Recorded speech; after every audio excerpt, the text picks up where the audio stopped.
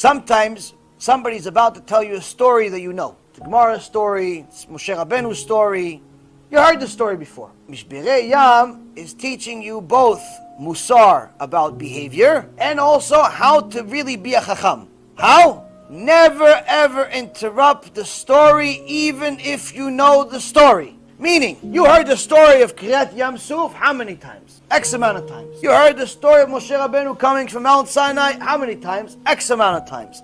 There's a mitzvah we're obligated to do every single year on Pesach. That you are obligated all night to study all night everything that happened from Mitzrayim all the way to Mount Sinai. Even if you are Rav Kanievsky, even if you are the Gdol Ador, you're obligated with the same mitzvah as us little people.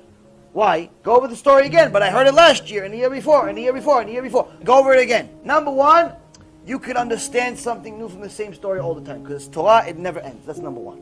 Number two, if someone is about to tell you a story, and you interrupt and saying, I heard it, you could be ruining something for them. Number one, maybe they wanted to try something out by teaching somebody, and you just stole that opportunity for them.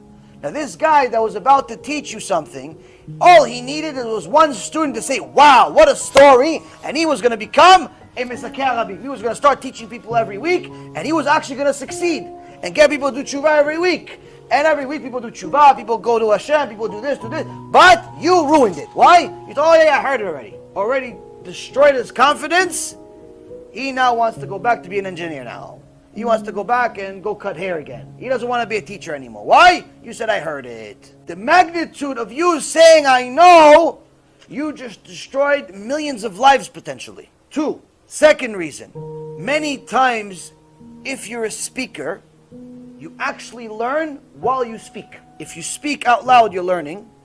You actually end up learning from your own speech. Why? When you read, if you're reading it in a secular way, you read anything in a secular way, all you're doing is reading with your eyes. When you read in a religious way, you read like a Ben Torah, like a Jew, you're reading with both your eyes and with your lips, meaning you're saying the words out loud. You don't necessarily need to say, hey, Baruch Atah Hashem, like some people that never do a blessing the whole year, but one time you do a blessing, but they want to make sure the whole synagogue hears. You do every blessing like that? If you do, you should be Moshe Rabbeinu. But it's all for Daween, for the show off. So anyway, sometimes you learn simply by hearing yourself. Because now, instead of just your eyes, instead of your eyes and your lips, now you're also using your ears. Because when you speak out loud and you're repeating something, you're sharpening your own skills. And you're also now seeing other people's reaction. And a lot of things happen, and now since you've repeated it out loud, all the thoughts that you had before get rewinded, and now you start getting new thoughts. And you start getting a chidush from your own speech. From your own, I can tell you many times, during the shiur itself, I got a chidush. Many times. Literally, I think it's at least once a week. If not every shiur. Always a chidush during a shiur. That's just the way it works.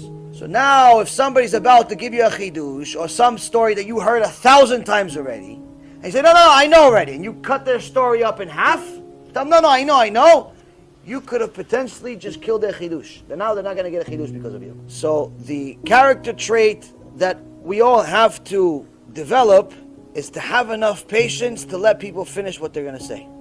Even if you heard it. Especially if it's Torah. Especially if it's Torah. If it's shtuyot, if it's the guy is telling you the same story about how he got into an accident in his car, people that fish, people that play poker, people that in general do certain things, they like to repeat the stories. It's like they live vicariously through their own stories. That you don't have to listen to again. If you have the time and you have the ability and you want to develop really, really good manners and it's somebody that's important, like your father, your mom, you have to. That's something else. But if it's just some guy that's just wasting your time, you have no obligation to listen to it. But if it's Torah, you have to listen to it. Number one, you could help him. Number two, you could help yourself. Number three, you could potentially, there's part of the story you never heard.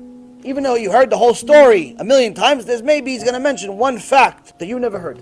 That's going to complete the story for you. Chazakim u'bruchim. Let's say thank you Hashem for more Torah. 1, 2, 3. Baruch Hashem. 1, 2, 3. BHKIDS.